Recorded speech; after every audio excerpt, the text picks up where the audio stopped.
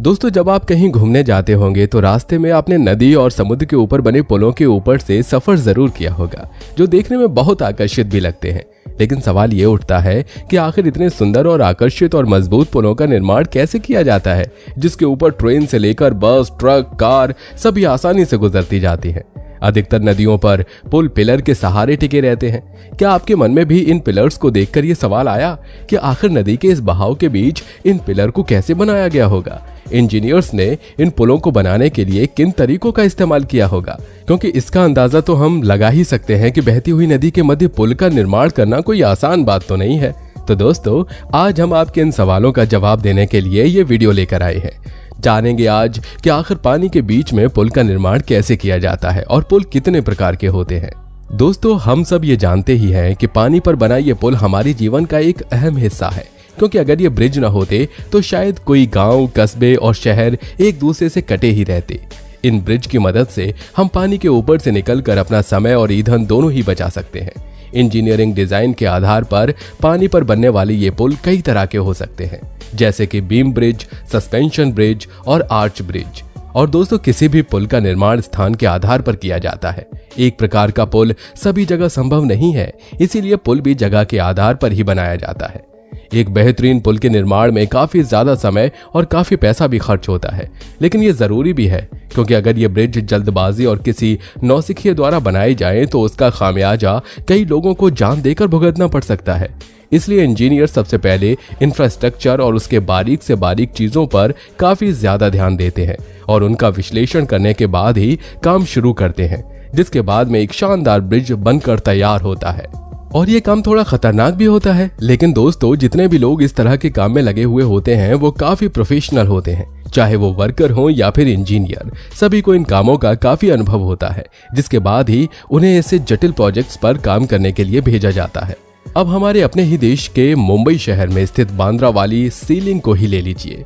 ये 5.6 किलोमीटर लंबे स्टील के स्ट्रक्चर को इंजीनियरिंग का बेहतरीन नमूना कहा जाता है, लेकिन पानी के ऊपर इसे बनाना आसान नहीं था। ये एक बहुत ही लंबा और चुनौती भरा सफर था, जिसे 11 सालों की कड़ी मेहनत और लगभग 2.25 लाख करोड़ के खर्च के बाद हमारे इंजीनियर्स ने पूरा कर दिखाया। दोस्तों, ब्रिज के ऊपर न जाने रोजाना कितने लोग और वाहन गुजरते हैं, लेकिन हम आप सभी लोग इसमें छुपे कंस्ट्रक्शन के मास्टर प्लान पर बिल्कुल भी ध्यान नहीं देते। आपको बता दें कि ब्रिजेस की कंस्ट्रक्शन एक बिल्डिंग के मुकाबले कई गुना कठिन होती है, क्योंकि बिल्डिंग का लोड स्टेबल रहता है, परंतु पुल का लोड कभी भी एक जैसा नहीं रहता। ब्रिज को हर वक्त लाखों करोड़ों टन वजन बर्दाश्त करना पड़ता है, और वो भी ऐसा वजन जो एक जगह से दूसरी जगह मूव कर रहा हो। जैसे जैसे दुनिया में जनसंख्या बढ़ती जा रही है, वैसे वैसे दुनिया में पुलों की भी इम्पोर्टेंस बढ़ती जा रही है, और ये इम्पोर्टेंस उस समय ज्यादा बढ़ जाती है जब पुल जमीन के ऊपर नहीं बल्कि पानी के ऊपर बने हो। समुद्र में ब्रिज बनाने के लिए एक एक इंच भी पहले से कैलकुलेट किया जाता है, क्योंकि अगर 1 इंच भी गलती होती है तो हजारों जाने और अरबों रुपए एक ही झटके में डूब सकते हैं। दोस्तों, ब्रिज तैयार करने से पहले नदी के बारे में काफी रिसर्च की जाती है, जैसे नदी का पानी कितना गहरा है, ब्रिज कितना भार सहन कर सकता है, और इसके बारे में बाकी पूरी इंफॉर्मेशन कलेक्ट करना, जैसे कि पानी के नीचे जमीन रेतीली है या पथरीली। इसका पता लगाने के लिए प्रोफेशनल पानी के अंदर जाते हैं और कई दिनों तक तो सिर्फ इंफॉर्मेशन कलेक्ट करने का ही काम चलता रहता है। और जिस तरह किसी मकान या बिल्डिंग को बनाने से पहले उसकी नींव डाली जाती है, वैसे ही पुल में भी नींव बनाई जाती है। पुल बनाने के पूरे प्रोजेक्ट के आधार पर नींव को लेकर भी पहले प्लान बना लिया जाता है। यहाँ पानी के बीच में रखी जाने वाली नींव का नाम कॉफर डोम होता है। इन्हें क्रेन आदि के जरिए पानी के बीच में स्थापित कर दिया जाता है। कॉफर डैम को बनाने के लिए स्टील की बड़ी बड़ी प्लेट्स का इस्तेमाल होता है, इसीलिए ये बहुत मजबूत भी होते हैं। कॉफर डैम आकार में गोल या स्क्वायर जैसा हो सकता है। ये पुल बनाने और नदी का बहाव आदि कई चीजों पर निर्भर करता है। आपने मेलों में मौत का कुआं जरूर देखा होगा। कॉफर डैम भी उसी की तरह होते हैं। सीधे शब्दों में कहा जाए तो ये ड्रम की तरह होता है। ये काफी मजबूत होता है। पुल बनाने के लिए कॉफर डैम को पानी के बीच में रख दिया जाता है। नदी में बहने वाला पानी आसपास से बह जाता है और इसके अंदर नहीं आता। ये ठीक उसी तरह है जैसे किसी गिलास में एक स्ट्रॉ को रख दिया जाए। इसके बाद इसमें भरे पानी को बाहर निकाल दिया जाता है, जिसके बाद कॉफर डैम में नीचे की मिट्टी दिखाई देने लगती है और फिर वहां पिलर बनाने का काम शुरू किया जाता है। इंजीनियर इसके अंदर जाकर काम करके एक मजबूत पिलर बनाते हैं। पिलर बन जाने के बाद फिर ऊपर ब्रिज का काम शुरू होता है। आपको बता दें कि कॉफरडैम से पुल बनाना सभी जगहों पर आसान नहीं होता। कभी कभी समुद्र की गहराई भी पता नहीं होती और पानी का बहाव भी काफी तेज होता है। ऐसी जगह पर सबसे पहले मशीन के माध्यम से एक मोटी पाइप डाली जाती है। उस पाइप के अंदर का पानी मोटर से बाहर निकाल दिया जाता है और उसमें कंक्रीट और अन्य मटेरियल भर दिए जाते हैं। लेकिन ये काम इतना भी आसान नहीं होता, क्योंकि कई बार ऐसा होता है कि कंस्ट्रक्शन के चारों तरफ डाली गई मिट्टी पानी के दबाव के कारण बहने लगती है, जिसके कारण कॉफरडैम में पानी भरने लगता है और कॉफरडैम फ्लोटिंग कॉफरडैम के रूप में भी बनाए जाते हैं। इस दौरान इनमें फ्लोटिंग मशीन लगाकर उन्हें इस तरह से बना दिया जाता है कि वो पानी पर तैर सके और फिर उस स्थान पर पहुंचा दिए जाते हैं जहां पर पुल बन रहे हैं। फिर रोटेट करके उस जगह पर फिट कर दिया जाता है।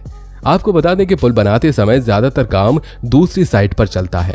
वहां पर पुल के ब्लॉक्स वगैरह को अलग से बना दिया जाता है, जिसके बाद इन ब्लॉक्स को एक से दूसरे पिलर के बीच सेट करते हुए एक पुल बनाया जाता है। वैसे कई पुल बिना पिलर वाले भी बनते हैं। ऐसे पुलों का निर्माण अलग तरीके से किया जाता है। लेकिन अब इंजीनियर्स के लिए सबसे बड़ा चैलेंज होता है इसे पानी के नीचे डालना, क्योंकि ये ऊपर से तो खुली होती है लेकिन नीचे बंद होती है, जिससे अगर इसे ऐसे ही नॉर्मल तरीके से डाला गया तो ये पानी के ऊपर ही तैरती रहेगी। ये फाउंडेशन पानी में न तैरे, इसके लिए इंजीनियर्स के पास एक बेहतरीन तरीका होता है। यदि पानी अधिक गहरा होता है तो शिप की सहायता से पानी के नीचे बड़े बड़े पत्थर डाले जाते हैं, जिससे जमीन की भराई की जा सके। फिर इसे आसानी से उस बड़े बड़े पत्थरों के ऊपर शिफ्ट कर दिया जाता है। इसके बाद लोहे के बड़े बड़े पाइप को शिप की मदद से कंस्ट्रक्शन की जगह पर ले जाया जाता है, जिसके बाद उन पाइपों को सबसे पहले मशीनों के द्वारा पानी के नीचे धंसाया जाता है, जिससे ऊपर अब ब्रिज की कंस्ट्रक्शन का काम शुरू किया जा सकता है।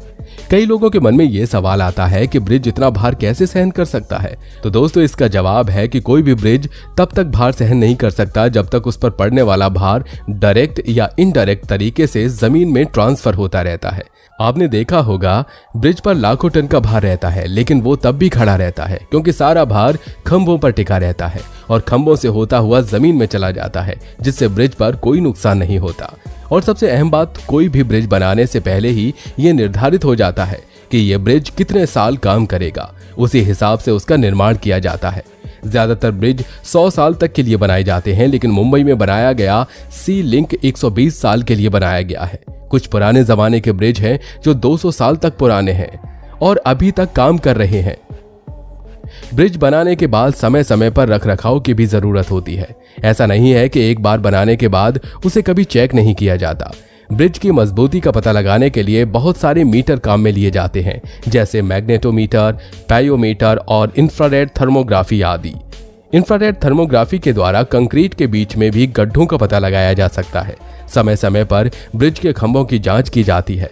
अगर कहीं पर कोई गड़बड़ी होती है तो उसे तुरंत ही ठीक किया जाता है।